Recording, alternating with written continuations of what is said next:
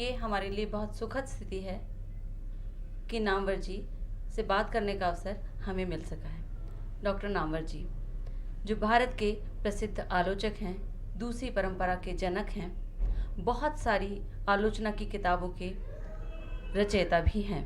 उनकी जो किताबें हैं, इतिहास और आलोचना, कविता के नए प्रतिमान, कहानी नई कहानी, दूसरी परंपरा की खोज, वाद विवाद संवाद, और इसके अलावा ढेर सारी किताबें, बहुत सारे वक्तव्य और बहुत सारे साक्षात्कार।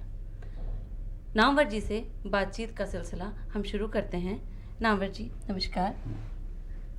मेरा आपसे पहला प्रश्न ये है कि तकनीकी विकास जिस तरह से तीव्र गति से भारत में हो रहा है, ऐसे में लेखक के अवसर बहुत बढ़ गए हैं, बहुत सारी किताबें आ गई हैं। क्या ये स्थितियाँ लेखक के पक्ष में जा रही हैं या उसके लिए कोई कठिनाई पैदा कर रही हैं? आपका इस विषय में क्या विचार है? टेक्नोलॉजी से लेखक का फ़ायदा तो हुआ ही है। टेक्नोलॉजी के द्वारा लेखक आम जनता तक पहुंच सकता है। उदाहरण के लिए उसी में से टेलीविज़न भी एक है। और पहले ऑल इंडिया रेडियो के जरिए लेखक पहुंचता था, और आज तो लोग अंदाज़ा भी नहीं लगा सकेंगे। जब पहली बार किसी कवि को ऑल इंडिया रेडियो पर कविता पढ़ने के लिए बुलाया गया तो रोमांच हो आया उसको। सीधी आवाज़ उसकी लाखों लोगों तक पहुंच सकती है। टेलीविज़न आने के बाद रूबरू लोग उसे देख सकते हैं और वो पाठकों के सामने रूबरू हो सकता है। एक दूसरा चमत्कारपूर्ण था। अब नई टेक्नोलॉजी के द्वारा जाहिर है कि साहित्य के प्रचार प्रसार में तो निश्चित रूप से इसकी अहम भूमिका होगी, लेकिन इसके अलावा टेक्नोलॉजी के कुछ की अपनी बंदिशें भी हैं और उस ब्यौरे में जाने के लिए बहुत लंबा वक्त चाहिए। लेकिन मैं समझता हूँ कि धीरे धीरे उसका भी असर साहित्य पर पड़ेगा और महसूस किया जाएगा। अभी तो किताबों की छपाई और किताबों के उत्पादन, उनके वितरण आज से ही जुड़ी हुई समस्याएं हैं। बहुत से लेखक तो अब भी है जो हाथ ही से लिखते हैं। कुछ अब कंप्यूटर से भी लिखने लग गए हैं। पहले टाइपराइटर तक लोग पहुंचे थे। तो धीरे धीरे इस टेक्नोलॉजी का असर भी पड़ेगा, लेखन पर भी पड़ेगा। और मेरा ख्याल है कि किताबों के रूपाकार पर भी असर इसका पड़ेगा। इंटरनेट के कारण जो सूचना का विस्फोट हुआ है, तो उसने लेखक को कैसे प्रभावित किया है? देखिए, बहुत से लेखक तो उससे परिचित भी नहीं है जी। ख़ास तौर से हिंदी के लेखक, उनको सुविधाएं भी नहीं प्राप्त है जी। और जिन्हें सुविधाएं प्राप्त हैं वे उनमें से बहुत से लेखक ही नहीं हैं। जी। तो इसलिए इसके बारे में बहुत चिंतित होने की ज़रूरत नहीं है। हाँ। तो आप एक लेखक के सामने कौन कौन सी चुनौतियाँ पा रहे हैं इस परिदृश्य में, आज के परिदृश्य में? लेखक के सामने पहली चुनौती तो होती है स्वयं अपने साहित्यिक माध्यम और साहित्यिक भाषा की। जी। ये उसकी अपनी तकनीकी समस्या है। जी। दूसरी समस्या होती है स्वयं तेजी से बदलता हुआ समाज और तेजी से बदलते हुए समाज के नए परिवर्तनों और समाज की नई समस्याएं और चुनौतियां, और उन समस्याओं और चुनौतियों से विषय चुनता है। किस विषय पर लिखना आज ज़्यादा ज़रूरी है। इसलिए ये दूसरी बड़ी समस्या होती है। तीसरी समस्या होती है साहित्य के अनेक रूप हैं। कुछ कहानी में बेहतर आते हैं, कुछ उपन्यास में बेहतर आते हैं, कुछ नाटक में बेहतर आते हैं, और कुछ रूप जो हैं वो कविता में आते हैं। अब आप इन रूपों, साहित्य के रूपों में से किस पर अपने को अधिक सक्षम, समर्थ समझते हैं और उस माध्यम को चुनते हैं। इसलिए लेखक के सामने चुनौतियां सामाजिक हैं, भाषाई हैं, साहित्य के रूपों की समस्या है, और फिर उसमें वो नया क्या कर सकता है। केवल लीक पीटना है या कोई नए ढंग से कहना है, इस तरह की अनेक समस्याएं हैं, चुनौतियां हैं। जी जी। तो इन चुनौतियों के मध्य ये तो लेखक की तरफ से चुनौतियां हुई, लेकिन आज एक आम पाठक कहा जाता है कि साहित्य से दूर होता जाता है, या जब पढ़ने की बात होती है तो कहानी और कविताएं उसके पास होती हैं, वो उसमें कुछ रुचि ले लेता है। बाकी का जो साहित्य है, एक पाठक की दृष्टि से आप हिंदी साहित्य में क्या पाते हैं कि एक पाठक क्या क्या पा सकता है साहित्य पहली से? बात मैं आपको ये बता दूं कि कुछ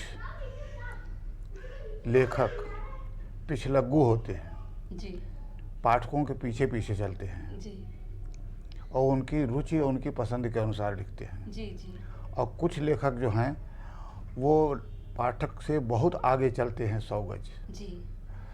लेकिन संतुलित लेखक वे हैं हाँ जो लेखक के साथ, पाठक के साथ मगर एक कदम आगे है। जी इतने आगे आप हो जाएं कि पाठक आपको पकड़ ही न पाए, जी और आप अगर उसके पीछे पीछे उसकी रुचियों के पीछे चलेंगे जी तो वही घिसी पिटी, जिसको कहें कि लोक लुभावन चीज़ें लिखेंगे। जी जैसे बहुत से कवि आज भी गलेबाज गीतकार हैं जी। हाँ, और हिंदी में गज़ल वज़ल लिखते हैं, मंच लूट लेते हैं। तो मंच जी लूटू लोग जो हैं वो जी पाठकों के या श्रोताओं के पीछे चलने वाले लोग हैं। जी जी लेकिन उसी में कुछ कवि हैं, साहसी हैं, जी वे लेखक को दिशा निर्देश नहीं कर सकते हैं, जी नाक में नकेल डाल के उसको अपने पीछे नहीं चला सकते हैं। जी। वो पाठकों को अपने पीछे चलाता है, उनकी रुचि बदलता है। जी और महत्वपूर्ण लेखक वही होता है जो पाठकों की रुचि बदलता है, जी। बदल करके अपने साहित्य के अनुरूप ले आता है। जी।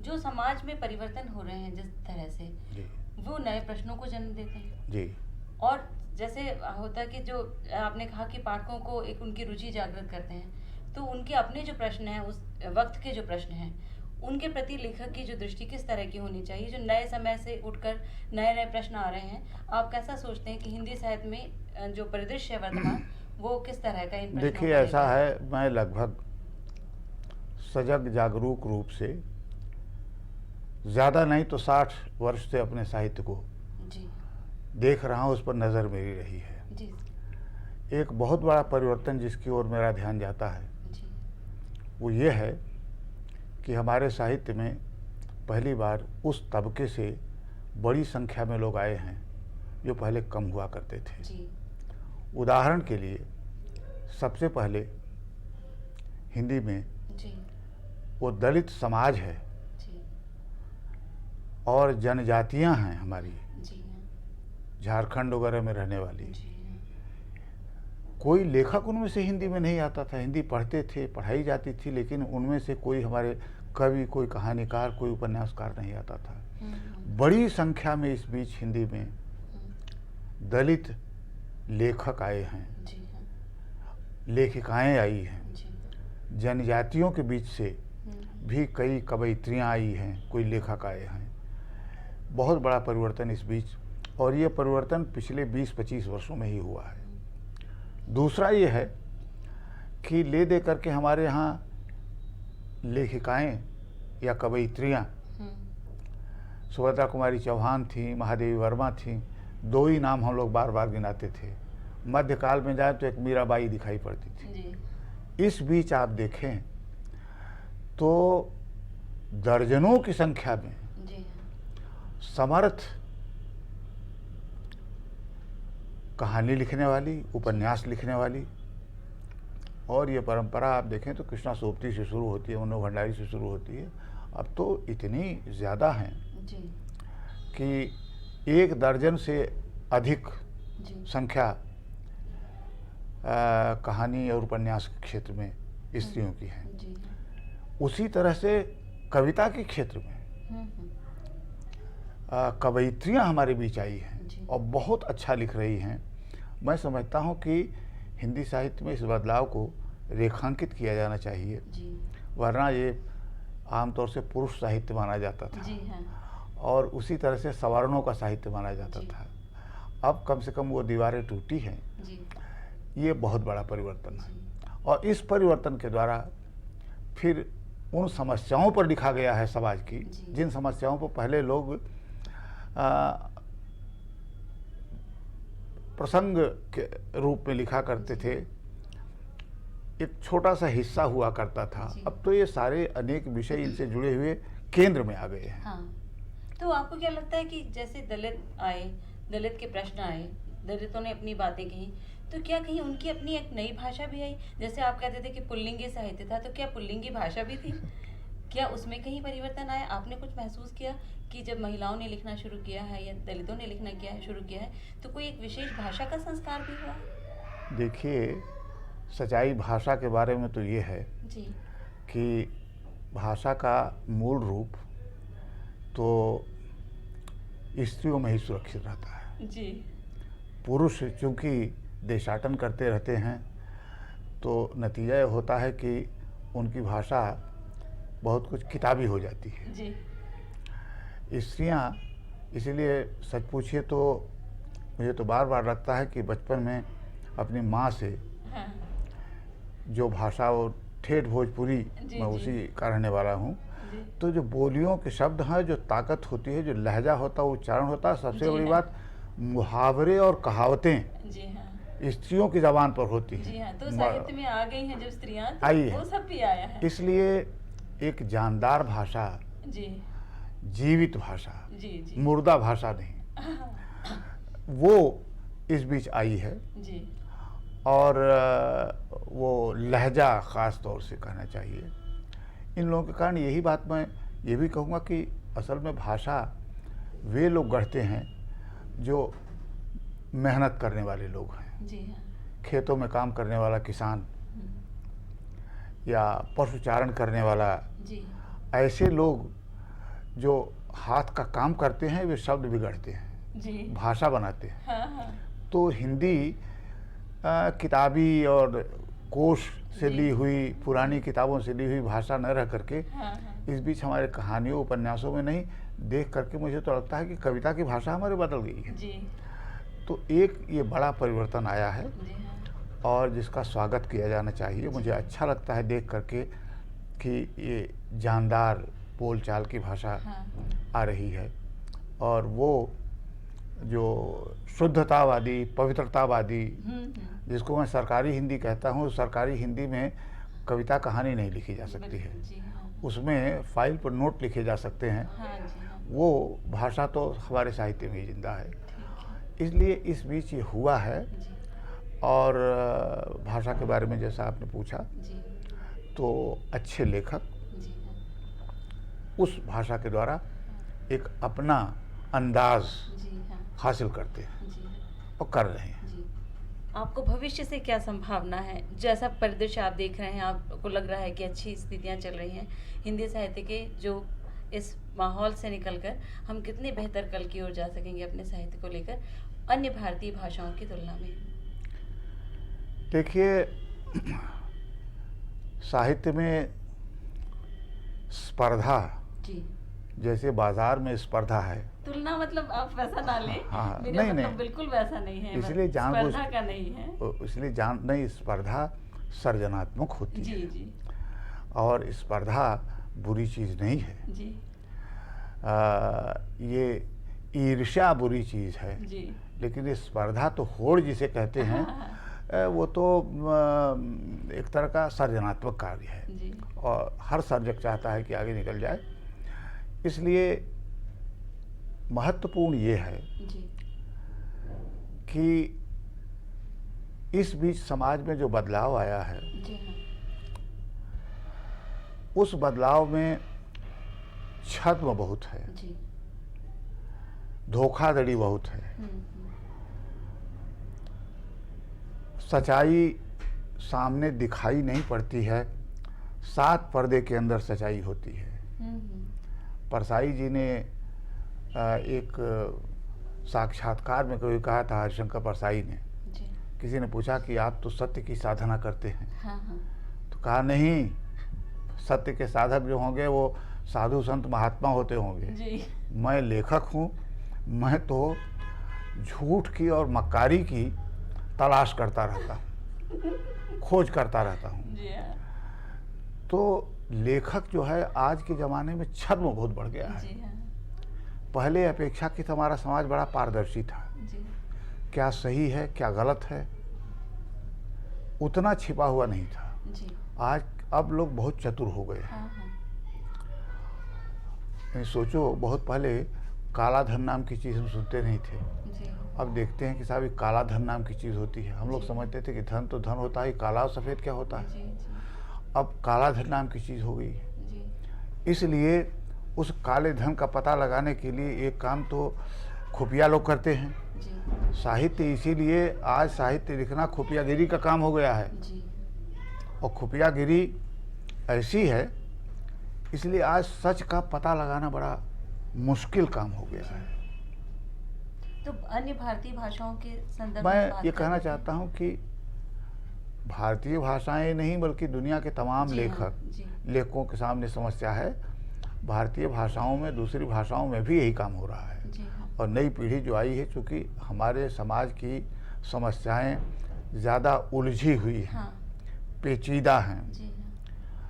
और लोग यानी आम तौर से एक आदमी के इतने चेहरे हैं। पहले कहते थे रावण के 10 मुंह थे, आजकल ऐसे रावण हैं जिनके 1000 मुंह हैं, हाँ। 1000 बाहें लोगों की हैं। जी हाँ। तो जिन लोगों के पास इतनी बाहें हैं, बड़े इतने बड़े, ताकतवर हाँ। हैं, इतने चेहरे हैं, जी। लेखक उन समस्याओं पर लिखते हुए जी हाँ। आम तौर से मुँह देखी कहने वाले लोग जी हाँ। बहुत मिलेंगे। जी। उदाहरण के लिए मैं कहूँ, आरक्षण का सवाल अभी चल रहा है जी। हमारे यहाँ। तमाम लोग घुटे हुए राजनीतिक, सब लगता है कि गरीबों के सब चाहते हैं कि हाँ उनका भला होना चाहिए, क्योंकि उनकी नज़र वोट पर है। जी हाँ। लगता है सबसे शुभचिंतक वही लोग हैं। जी। लेकिन ठीक ठीक अब लेखक का काम है कि देखें कि उनके कहने में, कथनी में और करनी में क्या फ़र्क कितना है। फर्क है। इसलिए मैं कहता हूँ कि आज उपन्यास, कहानी जी हाँ। या नाटक लिखना उसी रूप में देखें। हिंदू मुस्लिम भाई भाई सब कहते हैं, जी हाँ। फिर भी दंगे होते हैं। क्यों होते हैं भाई? तो ये पता लगाना पड़ेगा। इसलिए सांप्रदायिकता के बारे में या धार्मिक जी। बंधुत्व के बारे में लिखना, हाँ, हाँ। केवल आप आदर्श बोलने वाली चीज़ें जी नहीं। आदर्शवादी चीज़ें लिखने से काम नहीं चलेगा। जी। सच बताना पड़ेगा कि क्यों होता है। जी हाँ। और वो सच बताना, उस सच्चाई को खोल करके रखना बड़ा मुश्किल काम होता जा रहा है लेखक का। इसलिए मैं कह रहा हूँ कि जिनको लेखक के सामने चुनौतियाँ, हाँ, आज कोई आदमी इन समस्याओं से जुड़ी हुई है। जी। और मैं कहना चाहता हूँ कि यही बात, विषय बदल गए हैं जी साहित्य हाँ, के। जी हाँ। साहित्य के केंद्र में कुछ ऐसी चीज़ें आ गई हैं जो पहले हाशिए पर थी। जी। स्त्री विमर्श और दलित विमर्श के जो खांचेगत जो वर्गीकरण है उसके से हटकर मैं बात कर रही हूँ कि विश्व में जो स्त्रियों की स्थिति है। आपने बताया कि स्त्रियां लिख रही हैं, अपनी पीड़ा लिख रही हैं, अपने अनुभव लिख रही हैं। लेकिन मेरा प्रश्न साहित्य से थोड़ा हटकर समाज की ओर है कि मुझे ये वाली बात बहुत बार बार परेशान करती है कि स्त्रियों के लिए बेहतर सामाजिक स्थितियां होने के बावजूद स्त्रियों के प्रश्न और विद्रूप होकर क्यों आए हैं। वे क्या कारण हैं जिनने स्त्रियों के प्रश्नों को उलझा दिया है? पहली बात मैं तो सोच रहा था कि जरूर पूछोगी, वो ये होगा कि सच्चा स्त्री लेखन जी। केवल स्त्री कर सकती है, पुरुष स्त्रियों के बारे में नहीं लिख सकते हैं। अच्छा। और उसी तरह ये सवाल यूँ पूछा जाना चाहिए, क्योंकि दलित लेखक कह रहे हैं कि दलितों के बारे में सच्चा और सही लेखन केवल दलित कर सकते हैं, जो दलित नहीं हैं वे दलित साहित्य नहीं लिख सकते हैं। लेकिन मैंने आपसे इसीलिए कहा था कि खांचों से छोड़कर। नहीं जी। छोड़कर नहीं, ये सवाल पूछा जाना चाहिए। जी। क्योंकि तुलसीदास की एक पंक्ति है कि बाँझ की जान प्रसव की पीड़ा। जी हाँ। बाँझ औरत प्रसव की पीड़ा को नहीं जान सकती है। जी। उसी तरह से जी। कुछ ऐसी चीज़ें हैं, जी हाँ। यदि बाँझ औरत प्रसव की पीड़ा नहीं जान सकती है तो पुरुष तो बिल्कुल नहीं जान सकता है, क्योंकि बच्चे को जन्म तो माँ देती है। जी। उस पीड़ा का वर्णन तो नहीं कर सकता है। जी। कुछ दुख ऐसे हैं जो केवल स्त्री हाँ। को ही अनुभव होते हैं। हाँ। मसलन जी। पिता के घर से पति के घर में स्त्री जाती है, जी। ऐसा तो नहीं होता कि पुरुष जो है वो स्त्री के घर में चला जाता हो। जी। वो घर छोड़ने की वो चीज़ तो नहीं जान सकता है। जी। एक लड़की को के साथ पिता का क्या सलूक होता है, माँ का क्या सलूक होता है, और उसी का भाई है उसके साथ दोनों क्या सलूक करते हैं, ये जितनी तीव्रता से वो लड़की महसूस कर सकती है, लड़का तो नहीं कर सकता। इसलिए कुछ ऐसे अनुभव हैं जो स्त्री के ही अपने हैं, और कुछ शारीरिक अनुभव ऐसे हैं जो स्त्री के ही हैं, पुरुष को कभी नहीं हो सकते हैं। इसलिए स्त्री यदि कहती है कि कुछ स्त्री की व्यथा, उसकी पीड़ा, उसकी समस्याएं कुछ ऐसी हैं जो केवल स्त्री लिख सकती है, पुरुष नहीं लिख सकता, तो मैं अनुभव से देखता हूं, क्योंकि हम जब मन्नू भंडारी की कहानियां पढ़ते हैं तो मन्नू भंडारी और राजेंद्र यादव का फ़र्क दोनों पति पत्नी हैं, लेकिन राजेंद्र यादव वो बातें स्त्री की व्यथा को नहीं व्यक्त कर सकते हैं जो मन्नू जी करती हैं। यही बात मैं कृष्ण सोबती का पढ़ते हुए करता हूँ। दूसरी लेखिकाएँ हैं, अभी हाल में मैं बताऊं, मैं स्त्री लेखन के ही बारे में कर रहा हूँ। यही मध्य प्रदेश का अपना कवि है, वो आए भी थे आज, पवन करण, स्त्री मेरे भीतर। अब ये वो महसूस कर रहा है स्त्री मेरे भीतर, और कविताएं भी लिखी हैं, अच्छी कविताएं लिखी हैं, लेकिन उसको कहने की ज़रूरत महसूस हो रही कि स्त्री मेरे भीतर। ये बात नीलम तो नहीं कह सकती है। वो तो है, उसके अंदर आने का क्या सवाल हो, तो है, और उस अपने अनुभव उसको अलग से घोषित करके बताने की ज़रूरत नहीं है। पुरुष को ये कहना पड़ेगा, जैसे हलफनामा देने के लिए वो कह रहा हो कि स्त्री मेरे अंदर है। दोनों तरह का लेखन होगा जी। पुरुष भी अगर स्त्री के लिए लिखते हैं, सहानुभूति देते हैं, तो दूसरे पक्ष से भी स्त्री की व्यथा आती है, स्त्री की अपनी आएगी, और देखा जाएगा कि साहित्य में कि किसका साहित्य उन अनुभूतियों के बारे में बेहतर है। जी हाँ, जब तक तौला नहीं जाए तब तक नहीं कहा जा सकता। ये मतलब पुरुष भी लिख सकते हैं, स्त्री भी लिख सकते हैं। मेरा अपना अनुभव ये है कि ऐसा ना किया जाए तो आत्मकथात्मक हो जाए सारी चीजें। क्योंकि बहुत, आप जब नामवर जी हैं तब आप मान लीजिए आप एक कहानीकार हैं और आप जो आपके परिवेश है उसमें से जी रहे हैं, लेकिन आप उस बिल्कुल बाहर जाके कोई आदिवासियों के बारे में या किसी और के बारे में लिख रहे हैं, तो आपने तो व्यक्तिगत तौर पे नहीं जिया है, लेकिन आप जब वहां जाके जीते हैं तो उन्हें जिया जा सकता है। मेरा अपना ऐसा अनुभव है। देखो, एक चीज पर ध्यान रखो जी, कभी कभी अपना मुकदमा, यानी मुवक्किल तो होता ही है जी जी, लेकिन वकील की जरूरत पड़ती है जी। और मुवक्किल अपना केस अगर खुद अकेले लड़ लेता तो वकील की जरूरत नहीं पड़ती। इसलिए जरूरी नहीं कि स्त्री अपनी व्यथा पूरी की पूरी कह ही सके। उसका जो साथी है, मित्र है, वो कभी कभी उसकी बात को बेहतर कह सकता है। जैसे कि मुकदमे में आमतौर से होता है कि अपना केस मुवक्किल जितने अच्छे तरह से रखता है उससे बेहतर वकील रखता है जी। तो ये बात साहित्य में भी हो सकती है। और मैं ये मान करके चलता हूँ कि साहित्य तो एक तरह का मुकदमा है जी, जी, और अपना केस रखना है। यही बात मैं अपने कुछ दलित मित्रों से भी कहता हूँ कि तुम अपना अनुभव तो बता सकते हो, सच्चाई निश्चित है, तुम्हारी पीड़ा जितनी शिद्दत से तुम महसूस करते हो दूसरे सवर्ण नहीं महसूस कर सकते। लेकिन और इस नाते कभी कभी प्रेमचंद के साहित्य का उन्होंने विरोध भी किया है जी, हाँ। उस पर मैंने कहा कि तमाम चीज़ों के होते हुए प्रेमचंद ने कुछ कहानियां लिखी हैं जी, हाँ। रंगभूमि का जो हीरो है अंधा भिखारी जी, हाँ। उस अंधे भिखारी को वैसा चरित्र अभी तक कोई दलित लेखक अपने उपन्यास में नहीं व्यक्त कर सका जी, हाँ। और मशहूर कहानी जिस पर सत्यजीत राय ने फिल्म भी बनाई है जी, हाँ। कफन नाम की कहानी है जो घीसू और माधव के बारे में दिखाया गया है जी, हाँ। ठाकुर का कुआं नाम की उनकी एक कहानी है। तो कई कहानियाँ ऐसी हैं जो प्रेमचंद ने लिखी हैं दलित न होते हुए जी, हाँ। साहित्य में यही गुंजाइश है कि कोई ज़रूरी नहीं है कि आप किसी वर्ण के बारे में लिखने का हक आपको तभी हासिल होता है जबकि आप उस वर्ण के हों। अनुभव के नए संसार आपको मिलते जाते हैं। आप हमें एक नए, जैसे आपने बात की कि स्त्री होने के नाते दैहिक कुछ अनुभव हैं, वे मिल जाते हैं, लेकिन मानसिक भी हैं। हाँ, मानसिक अनुभव हैं, दैहिक अनुभव हैं, हाँ। मिल जाते हैं, तो वे हमारे साहित्य को समृद्ध करते हैं। हाँ। लेकिन एक ऐसा हम नहीं मान सकते कि ये सीमा स्त्रियों के लिए स्त्रियों का साहित्य है। स्त्री विमर्श को इस तरह से देखा जाना मेरे ख्याल से ठीक नहीं है। मैं एक पाठक के नाते इसी रूप में देखता हूँ जी हाँ।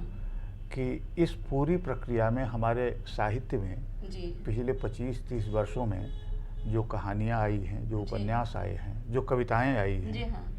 वो अविस्मरणीय रहें, हाँ। कालजयी हों, जी जी केवल क्षणिक न हो, जी और देख करके मुझे संतोष होता है जी। कि सचमुच इस दौर में नए लेखकों के आने के साथ हमारा साहित्य समृद्ध हुआ है। और कोई बातचीत हो इस सिलसिले में तुम्हारे मन में उठते हो तो तुम कह सकती हो, क्योंकि हम तो जो आए कि हम दिल को सादा रखते हैं। जी। कोई भी एक सवाल। प्रश्न अभी आया है हाँ। कि नई कविता के बाद की कविता का मूल्यांकन अभी तक नहीं हो पाया है, इसके क्या कारण हो सकते हैं? ऐसा है कि आमतौर से आलोचना कर्म, रचना कर्म के से कुछ पीछे पीछे चलता है। जी जब एक प्रवृत्ति समाप्त होती है तब उसका मूल्यांकन होता है। जी लोग कहते हैं ना कि बढ़ते हुए पौधे को नहीं नापना चाहिए, जी जी। नहीं तो उसकी बाढ़ रुक जाती है। जी हाँ। तो उसी तरह से आज जो लिखा जा रहा है उसको अगर उसी समय नापोगे तो उसकी बाढ़ रुक जाएगी। जब एक धारा देखोगे कि छायावाद जब खत्म हो गया जी। तब छायावाद पर गंभीर पुस्तकें उसके बाद लिखी गई। जी हाँ। आरंभिक दौर में 1918 से लेकर के 1936 के आसपास तक छायावाद रहा। जी उस दौर में देखो तो बहुत कम आलोचना की पुस्तकें छायावाद के बारे में आई जी थी। हाँ। छायावाद जब खत्म हो गया तो छायावाद पर इतनी किताबें लिखी गई, हाँ। स्वयं नई कविता पर। हाँ। जब नई कविता की प्रवृत्ति लगभग 1960-61 के आसपास, यानी जब तीसरा सप्तक आ गया, उसके बाद नई कविता पर ढेरों किताबें लिखी गई। नई कहानी क्या ये कि गड़बड़ी ये हुई कि नई कहानी जब थी उसी समय दनादन लोगों ने किताबें लिखी, नतीजा हुआ कि मर गई। खत्म हो गई।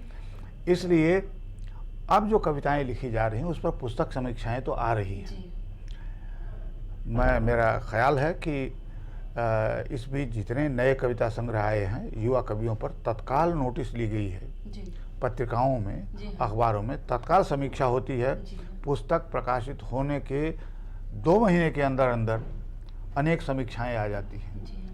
लेकिन सबको मिला करके जी हाँ। जो बदलाव आया है उसको समझने में जी। वक्त लगता है। हाँ।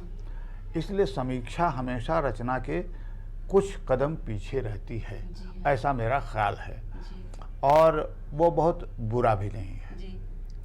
तो यानी नई कविता के बाद को अभी नापने का वक्त आया नहीं है, हाँ, पेड़ अभी बढ़ रहा है। लेकिन उसका आभास लोगों ने दे दिया है। जी और ये महसूस किया जा रहा है जी कि पिछले 10-12 वर्षों में जो कविता युवा हाँ कवियों और कवयित्रियों ने लिखी हाँ। है, बदलाव। उनके हाँ। यही नहीं कि उनकी संवेदनाएं, उनकी अनुभूतियां जी विशिष्ट हैं, हाँ बल्कि उनका लहजा, हाँ। उनका तेवर जी भिन्न है। हाँ हाँ। और उसमें एक जिसको कहना चाहिए कि एक जुझारू तेवर भी है। जी हाँ। और वे एक बड़े आत्मविश्वास के साथ जी अपनी बातें कहते हैं। जी इन चीज़ों को दर्ज किया गया है। जी और मेरा ख्याल है कि जैसे ही एक कवि की 2-3 पुस्तकें, क्योंकि ये बड़ी साहित्य की दुनिया, तुम्हें मालूम है जी कि मैराथन रेस है, हाँ हाँ। ये 100 गज की दौड़ नहीं है। जी हाँ। इसलिए हम इंतज़ार करते हैं कि जो अक्सर होता है कि किसी की पहली किताब आई साहब, उसके बाद चुप। दूसरी का पता ही नहीं है, तीसरी आएगी कि नहीं आएगी, नहीं शादी ब्याह हुई, बच्चे उच्चे हुए और फिर वो दूसरे धंधे में लग गए, परिवार सुखी परिवार हो गया हाँ। और लिखना उखना छूट गया। जी हाँ। तो हम इंतज़ार करते हैं कि भाई पहली प्रचना के बाद दूसरी और तीसरी जब आ जाए जी। तब समझते हैं कि अब ये इस मैदान में टिकने वाले हैं। जी हाँ। ये केवल शौकिया टहलते हुए आए और चले गए, ऐसा नहीं है। जी हाँ, एक उज्जवल भविष्य की कामना के साथ और उपलब्धियों से आश्वस्त होते हुए आप हमारे स्टूडियो में आए, हमारे साथ रहे, इसके लिए बहुत बहुत धन्यवाद।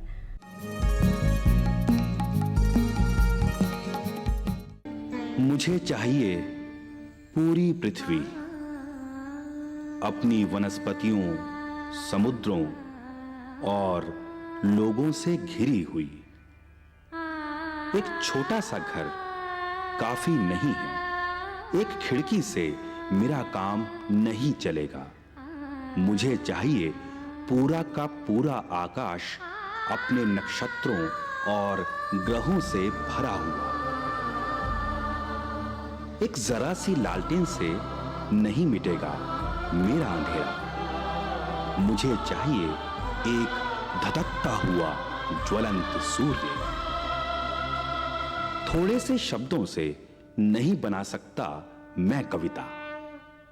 मुझे चाहिए समूची भाषा, सारी हरितमा पृथ्वी की, सारी नीलिमा आकाश की, सारी लालिमा सूर्योदय की। दोस्तों, दूरदर्शन के साहित्य के इस कार्यक्रम में आप सबका हार्दिक स्वागत है। आज हमारे स्टूडियो में हिंदी के मूर्धन्य कवि और संस्कृति कर्मी श्री अशोक वाजपेयी उपस्थित हैं, जिनसे एक बातचीत आप सुनेंगे। अशोक जी से मेरा ख्याल है कि आप सब परिचित होंगे। जैसा कि मैंने कहा, वो हिंदी के शीर्षस्थ कवि हैं। उनकी लगभग 12 कविता पुस्तकें प्रकाशित हुई हैं। वे हिंदी के प्रतिष्ठित आलोचक भी हैं और उनकी 6 आलोचना पुस्तकें प्रकाशित हैं। उन्होंने कोई 1 दर्जन बहुत महत्वपूर्ण पुस्तकों का संपादन किया है। विश्व के कई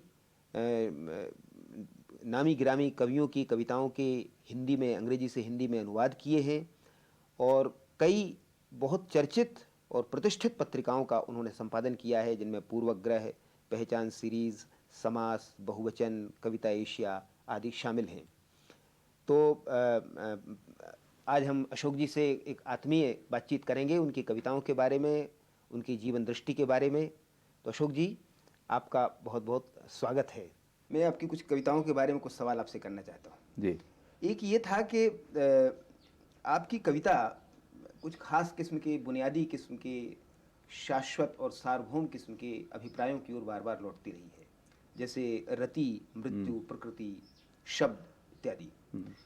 तो इन सार्वभौम, बुनियादी और शाश्वत किस्म के अभिप्रायों के साथ आपकी चेतना, अगर आपका ही एक पद लेकर कहें, तो ये जो समकालीन नरक का भूगोल है, इसके साथ कैसे तालमेल बिठा पाती है?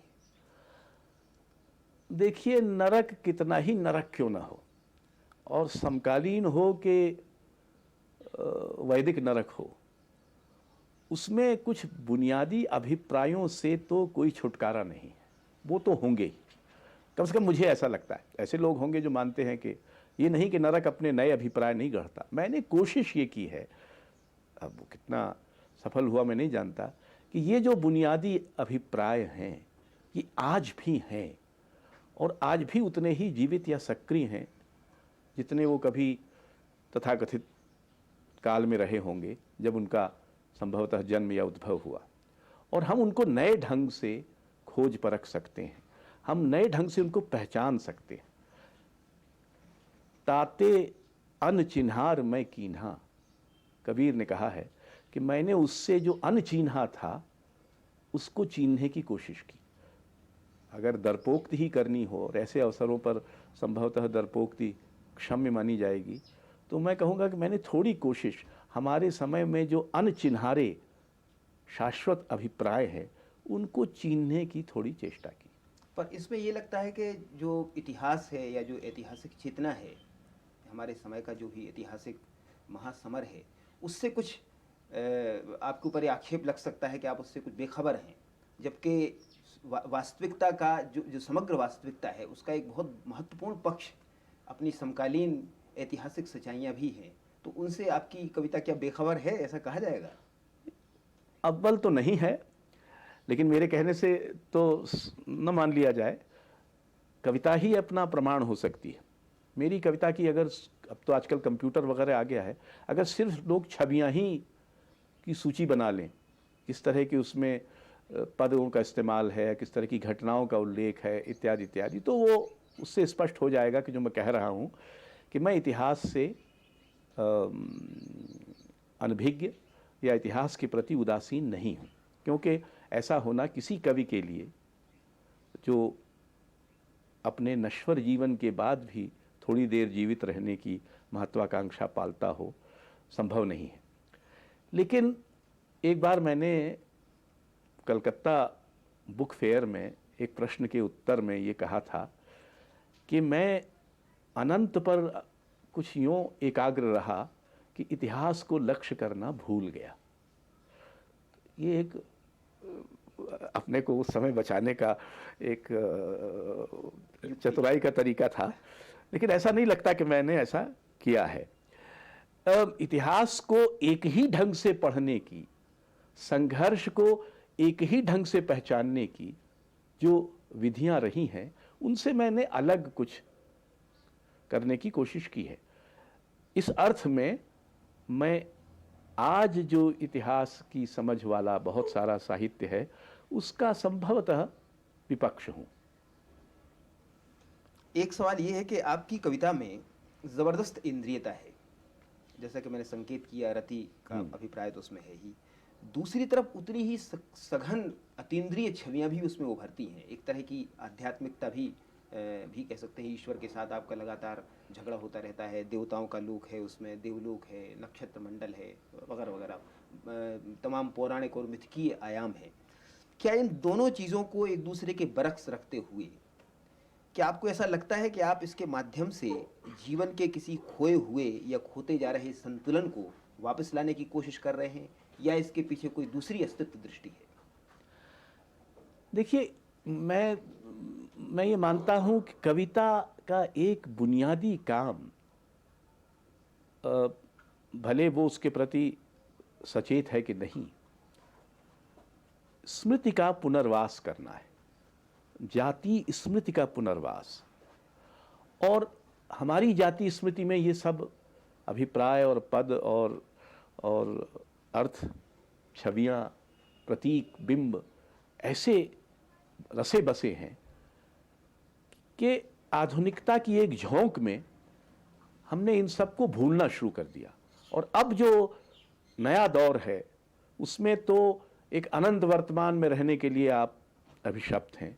तो कविता का एक काम इस समय आपको ये याद दिलाना है कि आप सिर्फ वर्तमान में नहीं रहते, आप में अतीत भी रहता है और संभवतः थोड़ा बहुत भविष्य भी सुगबुगाता है।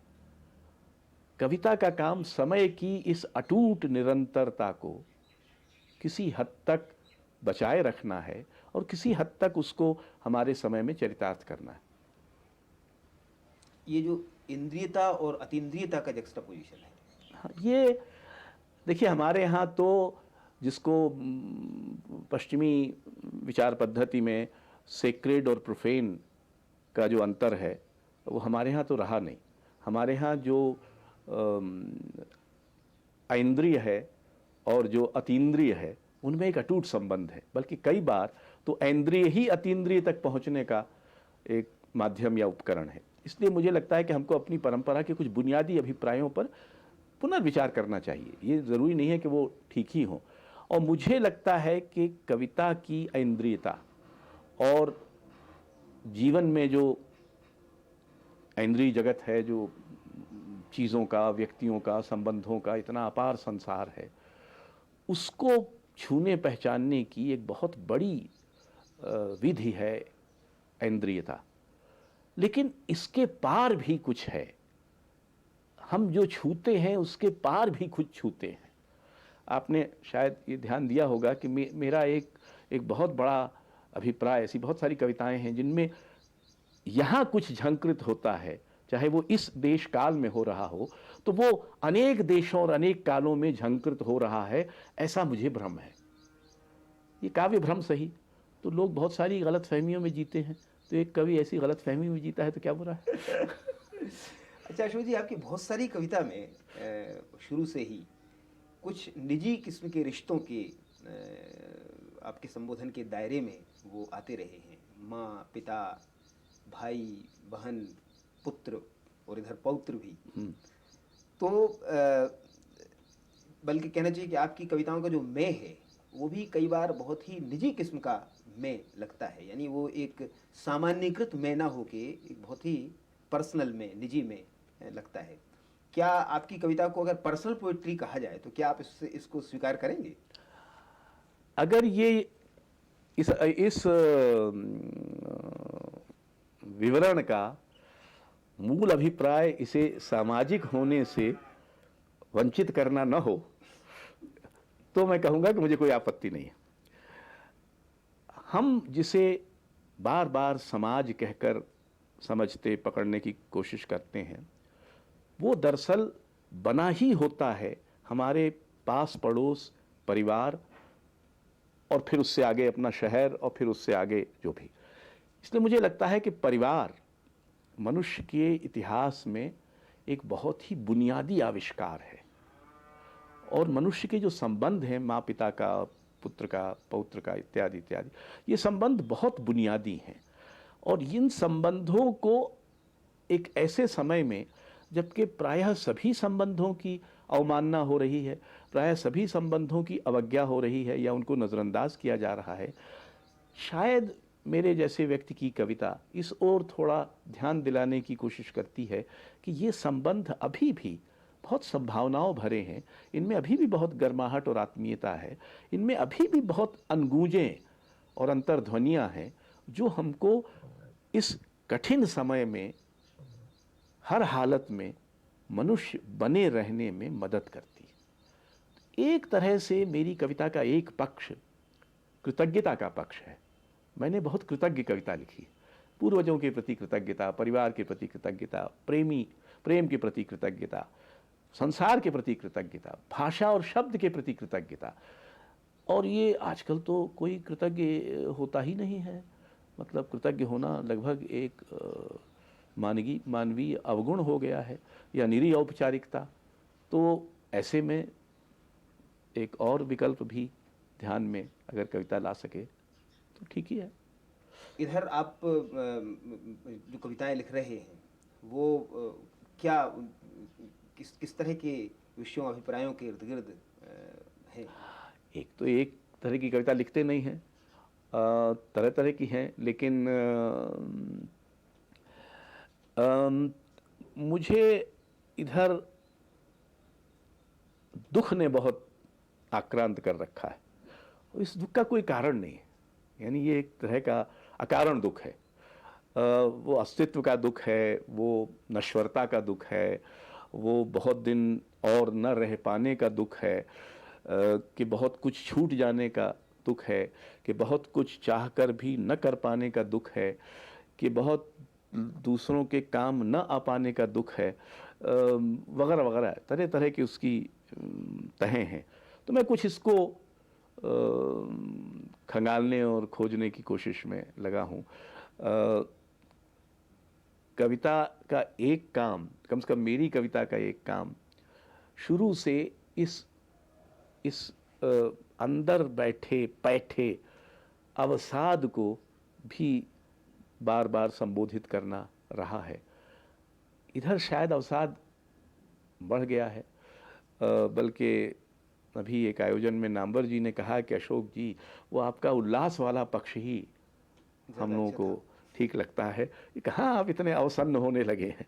तो अब जाहिर है कि मित्रों को भी कई बार लगता है कि आप कुछ ज़्यादा ही अवसादग्रस्त हुए जा रहे हैं, लेकिन अब कविता में तो सच बोलने के अलावा कोई और चारा है नहीं। तो अगर अवसाद आपका सच है तो उसको आप छिपा नहीं सकते व्यर्थ के उल्लास से। लेकिन जीवन का जो अखंड उत्सव है, जिजीविषा का जो असमाप्य निरंतरता है, उसको सेलिब्रेट करना मैं छोड़ नहीं सकता, चाहे कितना ही अवसाद मुझ पर छाया न डाले। तो इन दोनों के बीच में डोलता हूँ। थोड़ा विषयांतर करूँ मैं, आपने अनेक महत्वपूर्ण राष्ट्रीय स्तर की संस्थाओं का आकल्पन किया है, उनका संस्थापन किया है, उनका संचालन किया है। इतना लंबा अनुभव आपका संस्थानबद्ध ढंग से काम करने का रहा है, आज इतने लंबे अंतराल के बाद, इतने लंबे अनुभव के बाद संस्कृति और संस्थान के रिश्ते को, खासतौर से संस्कृति और सत्ता प्रतिष्ठान के रिश्ते को, उसका क्या भविष्य आप देखते हैं? भविष्य तो मैंने देखना बंद कर दिया है। अभी तो वर्तमान ही इतना दारुण है कि उससे किसी उज्जवल भविष्य की कल्पना करना बड़ा कठिन है। हम भारतीयों ने, और जो भारतीय लोकतांत्रिक और प्रशासनिक व्यवस्था हमने विकसित की, हमने संस्थाएं तो बनाई हैं, लेकिन उनमें सुकर सुघर उत्तराधिकार को सुनिश्चित करने की प्रक्रियाएं नहीं बनाई। तो ये बहुत ज़्यादा व्यक्ति केंद्रित है। एक आदमी आता है, वो काम करता है, तो उसकी बड़ी, वही लोग जो पहले एक ज़माने में मुझे तानाशाह और ये कि एक ही आदमी का चलाया सब चल रहा है और किसी और की गुंजाइश नहीं है, ये सब कहते थे, अभी आज विलाप करते हुए पाए जाते हैं कि क्या ज़माना था, वो तो बड़ा स्वर्ण युग था, आहा क्या क्या हुआ उस ज़माने में वगैरह। तो ये तो संस्था की अपना जो कि संस्थाएं, एक व्यक्ति आएगा, उनको एक ढंग से चलाएगा और फिर वो नहीं रहेगा तो वो संस्थाएं धीरे धीरे ध्वस्त हो जाएंगी। ये हमारे यहाँ कुछ ज़्यादा हो रहा है। और सत्ता प्रतिष्ठान में अपनी सांस्कृतिक जिम्मेदारी का एहसास अब बहुत कमज़ोर हो गया है। बल्कि जिस तरह का बाजारू इस समय वातावरण है, उसमें तो हर चीज़ जो है वो बिक रही है या बेची जानी चाहिए।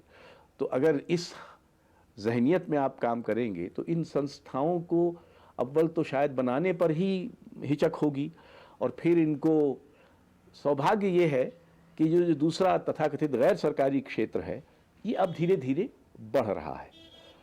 और तीसरी बात ये है कि संस्कृति अंततः और प्रथमतः सत्ता प्रतिष्ठानों पर निर्भर नहीं रहती। सत्ता प्रतिष्ठान उसको कुछ प्रोत्साहित करके, उसको समर्थन देकर, उसका कुछ सम्मान करके अपने को थोड़ा उज्जवल और गौरवान्वित भले कर लें, लेकिन संस्कृति तो चलती है। आज तो ठीक है कि संस्कृति प्रतिष्ठानों से लोगों को इतनी मदद मिलने लगी है। एक ज़माना था जब सब नहीं था।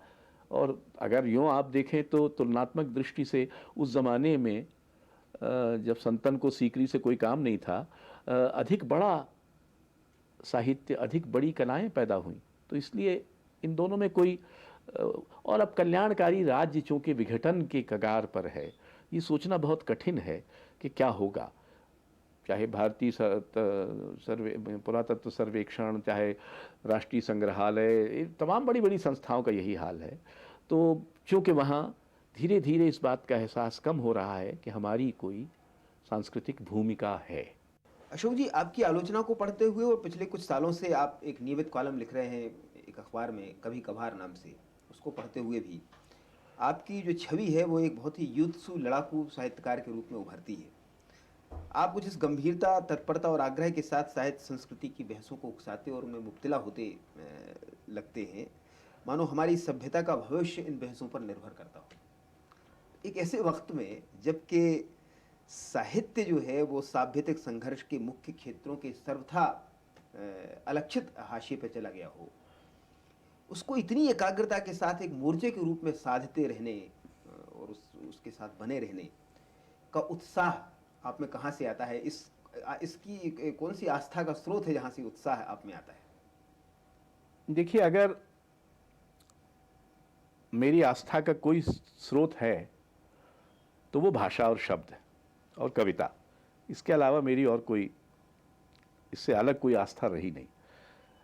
लेकिन मुझे लगता है कि हमारे समय में ये जो साहित्य और कलाओं और संस्कृति के प्रश्नों को लगातार हाशिए पर ढकेलने का यत्न है, उसका एक गंभीर और लगातार और अथक प्रतिरोध ज़रूरी है।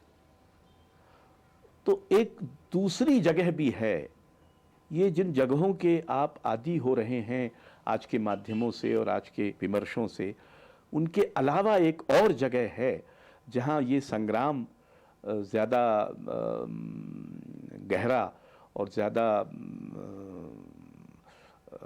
प्रभावशाली है। मैं थोड़ी कोशिश उस जगह पर पाठकों को ले जाने की करता हूँ। रहा ये कि उत्साह कहाँ से आता है, तो उत्साह वहीं से आता है जहाँ से शब्द आते हैं, जहाँ से भाषा आती है, जहाँ से कविता आती है। मुझे लगता है कि हमारे समय में साहित्य और कलाओं को भाग्य भरोसे नहीं छोड़ा जा सकता और दूसरों के भरोसे भी नहीं छोड़ा जा सकता। हम में से हर एक को ये लड़ाई लड़ना चाहिए, और चूंकि मुझे एक मौका मिला है, एक मंच मिला है, तो लड़ता हूँ। आपको नहीं लगता है कि इस समय जो सारी बहसें हैं, उसके जो बहस के जो मुख्य मोर्चे हैं या विमर्श हैं, वो ज़्यादातर राजनीति और विचारधारा और धर्म और इतिहास, इन मोर्चों पर ज़्यादा बहस हो रही है, और ऐसा बौद्धिकों के बीच जो बौद्धिक इन बहसों में मुब्तला हैं, उनसे भी ऐसा लगता है कि कहीं ना कहीं उनको ये लगता है कि शायद सभ्यता के बारे में कोई फैसले अगर हो सकते हैं तो इन मोर्चों पर लड़ी जा रही लड़ाइयों और इन मोर्चों पर की जा रही बहसों से हो सकते हैं। ये इसमें कोई शक नहीं है कि साहित्य के प्रति इसमें अटूट प्रतिबद्धता और उसके प्रति एक बहुत गहरा विश्वास आपके इस उद्यम से लगता है, प्रकट होता है। लेकिन क्या आपको लगता है कि ये जो मुख्य धारा है बहस की और जुझारूपन की, संघर्ष की, इस मुख्य धारा में शामिल हुए बिना एक बुद्धिजीवी के रूप में, एक बौद्धिक के रूप में, सिर्फ साहित्य के स्तर पर इन बहसों को चलाते रहने से काम चल सकेगा? देखिए, एक तो पक्ष ये है कि ये जो दूसरे आपके हिसाब से प्रमुख मोर्चे हैं जिन पर सभ्यता का भाग्य निर्णय होने जा रहा है, उनमें भी मैं घुसपैठ करता रहता हूँ इसी स्तंभ में। बल्कि इसकी एक विशेषता कुल मिलाकर ये भी रही है कि ये सिर्फ साहित्य संस्कृति पर सीमित नहीं है, और प्रश्नों पर भी हम इधर उधर कुछ हल्का फुल्का या कई बार गंभीर हस्तक्षेप करते हैं। दूसरा ये है कि उन मोर्चों पर जिनका आप जिक्र कर रहे हैं, उन मोर्चों को प्रभावित करना भी ज़रूरी है, इस अर्थ में कि वे साहित्य के और कलाओं के महत्व को या उनकी प्रासंगिकता को बिल्कुल नज़रअंदाज न करें। किस हद तक वो इससे प्रभावित होंगे या नहीं होंगे, ये अलग बात है। तो निराशा का कर्तव्य है कि नहीं होगा सो नहीं होगा। दुनिया हमारे लिखे नहीं बदलने वाली, लेकिन हम ऐसे लिखेंगे मानो कि हमारे लिखने से फ़र्क पड़ता है। तो आप चाहें तो इसको साहित्य और कलाओं का एक ट्रेजिक रुख भी कह सकते हैं उनके प्रति। लेकिन मुझे लगता है कि जिस तरह की प्रतिक्रियाएं मुझे मिलती हैं, मैं जानता नहीं हूँ, लेकिन जिस तरह की प्रतिक्रियाएं मुझे मिलती रहती हैं लगातार इस तरह के लिखने पढ़ने से, उससे मुझे लगता है कि लोग उस पर कम से कम थोड़ा ठिठक कर सोचने को तैयार होते हैं। अब वो अकेले मेरे किए तो सब हो नहीं जाएगा, सो नहीं होगा, लेकिन कोशिश ये करना ज़रूर चाहिए, और थोड़ी उग्रता के साथ करना इसलिए ज़रूरी है कि अगर आप उग्रता के साथ नहीं करेंगे और बहुत ही शांत संयमित भाव से करेंगे तो कोई ध्यान ही नहीं देगा। हमारा समय दुर्भाग्य से ऐसा हो गया है कि वो एक लड़ाकू आवाज़ ही महत्वपूर्ण मानता है, तो इस लड़ाकू आवाज़ में बोलना ज़रूरी है। एक आखिरी सवाल, आप अपने यशस्वी जीवन के 65 वर्ष पूरे कर चुके हैं अभी पिछले जनवरी में जी, और आपकी जो सृजनात्मक सक्रियता है इसके लिए भी लगभग आधी सदी अब होने को है। तो जीवन के इस पड़ाव पर पहुंच के, बल्कि कहना चाहिए पड़ावों पर पहुंच के, कि एक जो जीवन आपका 65 साल का है और जो दूसरा 50 साल का है जो सक्रियता का जीवन है, इस पर पहुंच के आप साहित्य और लेखक के भविष्य को, मैं फिर से भविष्य का सवाल पूछ रहा हूँ, आप कह रहे थे कि आप भविष्य की चिंता करना छोड़ चुके हैं। हाँ। साहित्य के भविष्य को और लेखक के भविष्य को किस रूप में देखते हैं? देखिए, मैं इन दोनों के भविष्य के बारे में बहुत आश्वस्त भी नहीं हूँ और पूरी तरह से अनाश्वस्त भी नहीं हूँ। मैं दोनों के बीच में कहीं अपने को डोलता या भटकता पाता हूँ। कई बार मुझे लगता है कि अगर संसार की सभ्यता के इतिहास में ऐसा कोई समय नहीं हुआ जो साहित्य लेखक विहीन हो, तो अब ऐसा कैसे होगा? चाहे कितनी ही सभ्यताएं मौलिक रूप से बदलती रही हैं, उनमें अनेक गंभीर परिवर्तन और मौलिक परिवर्तन हुए हैं, इसके बावजूद साहित्य और लेखक बने रहे हैं और उन्होंने नए ढंग से, तो एक तो ये मुझे थोड़ा आश्वस्त करता है। दूसरी तरफ जो बिल्कुल ही आप हाशिए पर करीब करीब ढकेले जा चुके हैं, वो अनाश्वस्त करता है। साहित्य अंततः आशा निराशा से के परे कुछ होता है। आशा निराशा तो इतिहास के प्रत्यय हैं। साहित्य न तो आशा से बनता है, न निराशा से नष्ट होता है। अशोक जी, थोड़ी सी अब इस समय स्थिति भिन्न इस अर्थ में है कि ये जो हमारी जो नई सदी है, ये सदी कुछ मूलगामी ढंग से विचित्र किस्म की टेक्नोलॉजीज़ की, जिसको आप मस्तिष्क की टेक्नोलॉजी कह सकते हैं, हाँ। उसकी सदी है, बाजार की सदी है। ये अभूतपूर्व रूप में ये जो समय है ये उभरा है। तो इसमें चारों ओर इस बात को लेकर चिंता है कि शब्द और साहित्य और कलाएं, ख़ासतौर से जो शाब्दिक कलाएं हैं, उनका भविष्य कुछ विचित्र ढंग से प्रभावित हो सकता है। उस नहीं, ये चिंता तो स्वाभाविक है और मेरे जैसे व्यक्ति को भी होती है। पर फिर मुझे लगता है कि कितना ही परिवर्तन क्यों ना हो, आखिर पूरी 20वीं शताब्दी में इतने बड़े बड़े क्रांतिकारी परिवर्तन हुए और मिलान कुंदेरा ने अंततः ये कहा कि मनुष्य ने ये सिद्ध किया कि वो सब कुछ बदल सकता है, अपने को नहीं बदल सकता। तो ये बात अगर 20वीं शताब्दी के बारे में सही थी तो 21वीं शताब्दी के बारे में क्यों सही नहीं होगी? और अगर वो अपने को नहीं बदल सकता है, यानी वो फिर भी प्रेम, मोह, मत्सर, क्रोध इत्यादि इत्यादि के मनोभावों से और दुनिया को बेहतर बनाने की इच्छा से और परिवर्तन की आकांक्षा से ग्रस्त होगा, तो उसको शब्द की भी ज़रूरत होगी, उसको साहित्य की भी ज़रूरत होगी। वो नए ढंग का होगा संभवतः, उसकी भाषाएं, मुहावरे, शैलियाँ, दृष्टियाँ बिल्कुल नई होंगी, लेकिन अंततः मनुष्य में सब कुछ नया नहीं होता, नया हो नहीं सकता। हम वारिस हैं, हम उत्तराधिकारी हैं, हम अपने आप में अद्वितीय घटनाएं नहीं हैं।